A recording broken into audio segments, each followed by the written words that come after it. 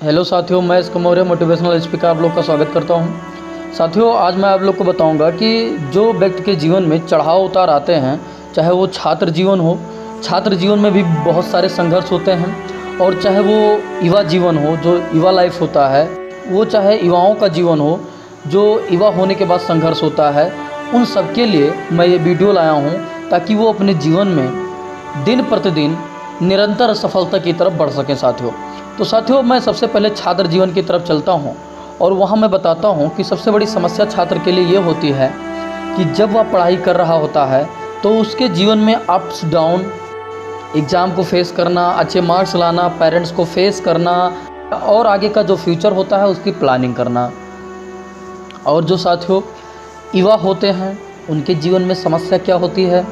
साथियों, जो युवा होते हैं उनकी सबसे बड़ी समस्या ये होती है कि समाज को देखना, जीवन में अगर पढ़ाई पूरी हो गई है तो अपने सपनों को पूरा करना, एक अच्छी नौकरी ढूंढना या एक अच्छा एंटरप्रेन्योर बनना, बिजनेसमैन बनना, ये सारे समस्याएं उनके जीवन में होती है और ये सारे सपने होते हैं और उनको प्राप्त करना। लेकिन इन सपनों को प्राप्त करने के लिए साथियों उनको स्ट्रगल करना होता है और उनके जीवन में जो चढ़ाव उतार आता है वो उससे घबरा जाते हैं और हार मान लेते हैं। तो आज मैं ये वीडियो इसीलिए लाया हूँ ताकि वो व्यक्ति जीवन में चढ़ाव उतार से घबराए ना और जीवन में सफल हो। साथियों, तो मैं एग्जाम्पल दे रहा हूँ, आप लोग को ध्यान से समझिएगा कि कोई भी व्यक्ति है, अगर वो हार मान ले तो ही हार होता है, अगर वो जीत के लिए ठान ले तो उसको जीत ही मिलेगा। साथियों, जैसे आप लोगों ने क्रिकेट खेलते हुए देखा होगा और शायद क्रिकेट खेलते भी होंगे, तो साथियों आप लोगों ने देखा होगा कि जब सामने से जो प्लेयर होता है वो बॉल फेंक रहा होता है तो क्या आप हर बॉल पर 6 रन और 4 रन ही बनाते हैं? क्या वो आपसे बॉल नहीं छूटती है? साथियों, छूटती है। तो क्या आप गेम खेलना बंद कर देते हैं? नहीं बंद करते हैं। इसी प्रकार साथियों आपके जीवन में बहुत सारे अपॉर्चुनिटीज़ आते हैं, चले जाते हैं। हो सकता है आप उसे पहचान ना पाते हों, लेकिन आप हतोत्साहित ना हो, अगले अपॉर्चुनिटीज़ के लिए फेस करने के लिए तैयार रहें। शायद आप उससे फेस कर लें। जैसे आपसे अगर एक बॉल मिस हो जाती है तो आप गेम नहीं छोड़ देते हैं, आप क्या करते हैं, नेक्स्ट बॉल का इंतज़ार करते हैं और फिर फेस करने की कोशिश करते हैं। इसी प्रकार साथियों आपके जीवन में जब भी कोई अपॉर्चुनिटीज़ आए, जब भी कोई समस्या आए, उससे टकराइए, उसे फेस करने की हिम्मत जुटाइए, आपको साथियों सफलता मिल के रहेगी। साथियों, मैं एक एग्जाम्पल आपको देना चाहता हूँ। ये एक स्टोरी है, जो स्टोरी है 1938 की, जो एक व्यक्ति की स्टोरी है और ट्रू स्टोरी है। एक व्यक्ति का नाम साथियों आप लोगों ने अगर इतिहास में पढ़ा होगा तो ठीक है, नहीं आज जान जाएंगे, कैरली की। कैरली साथियों एक हंगरी नागरिक था और क्या होता है कि वह अपने देश का एक बेस्ट शूटर होता है, निशानेबाज होता है। बात है 1938 की। 1940 में ओलंपिक होना होता है और वो 1940 के ओलंपिक के लिए बेस्ट शूटर बनने के लिए अपने आप को साबित करने के लिए तैयारी कर रहा होता है।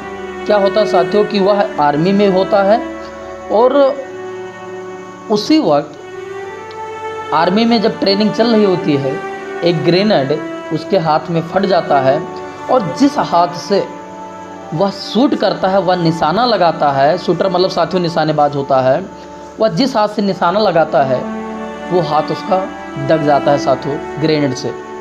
अब साथियों सोचिए कि जो इतना सपना देखा हो, जो बहुत सारे गोल्ड मेडल पा चुका हो, ओलंपिक में गोल्ड मेडल पाने का सपना देख रहा हो, उसका वो हाथ चला जाता है। क्या वो हिम्मत हार जाता है? जी नहीं साथियों।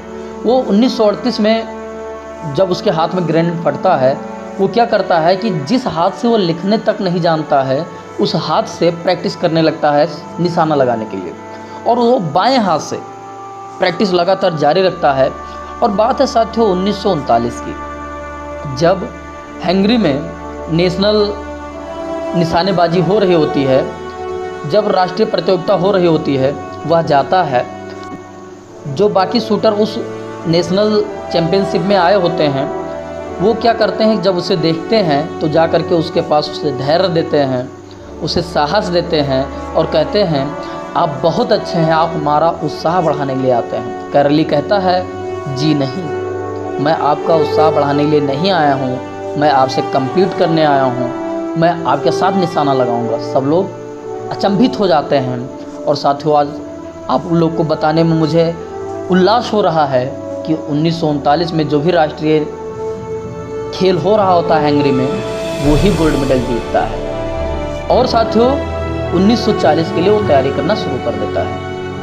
साथियों, 1940 में आप लोग को पता है द्वितीय विश्व युद्ध चल रहा होता है 1939 से 1945 के बीच में, और 1940 का ओलंपिक नहीं होता है। फिर साथियों, वो तैयारी करता है 1944 का। 1944 में भी ओलंपिक नहीं होता है। अब सोचिए साथियों, वो बार बार जिसके लिए तैयारी कर रहा है, जो सपना देख रहा है, उसके सपने उससे दूर जा रहे हैं, लेकिन हिम्मत नहीं हारता है। इसी प्रकार साथियों, अगर जीवन में आपको सफल बनना है तो आपको हिम्मत नहीं हारना है। अब साथियों, वो 1948 के ओलंपिक में भाग लेता है और 1938 में वो 28 साल का होता है और 1948 में वो 38 साल का हो जाता है। जब तक बहुत सारे युवा आते हैं और बहुत सारे युवा अपने बेस्ट हैंड से ट्राई करते हैं शूट करने के लिए, और जो कैरली होता है वो ओनली हैंड से ट्राई करता है और 1948 का ओलंपिक का गोल्ड मेडल वही जीतता है साथियों। फिर भी यहाँ से अभी रुका नहीं है वो। 1952 में जो भी ओलंपिक होता है उसमें भी सब लोग अपने बेस्ट हैंड से ट्राई करते हैं और वह कैरली ओनली हैंड से ट्राई करता है और फिर गोल्ड मेडल जीतता है। उस वक्त के इतिहास तक 1952 तक कोई लगातार 2 गोल्ड मेडल नहीं जीतता है ओलंपिक का, लेकिन वो जीतकर इतिहास रच देता है। साथियों, इस कहानी से मैं आप लोग को यही समझाना चाहता हूँ कि जीवन में उतार चढ़ाव आएंगे। सोचिए, उसका हाथ चला गया, जिस हाथ से वो निशाना साधता था, उसके ऊपर क्या बीती होगी, लेकिन उसने हार नहीं माना साथियों। इसी प्रकार अगर आपके जीवन में उतार चढ़ाव आते हैं, चाहे आप छात्र हैं, चाहे आप युवा हैं, आप हार मत मानिए। आपको जीवन में सफलता मिलकर रहेगी साथियों, लेकिन सामना तो आप ही को करना पड़ेगा, क्योंकि अगर सामना आप नहीं करेंगे तो आपको हार मानना पड़ेगा साथियों। इस दुनिया में रुपया कमाना एक जिद है, और जिसके अंदर यह जिद है वही दुनिया में प्रसिद्ध है, इसलिए आपको जिद्दी बनना होगा। ओके साथियों, धन्यवाद। मुझे उम्मीद है मेरा वीडियो आप लोग को पसंद आया होगा। हमारे वीडियो को लाइक करिए, शेयर करिए और सब्सक्राइब करना बिल्कुल ना भूलिए। फिर मिलते हैं अगले ज़बरदस्त वीडियो के साथ।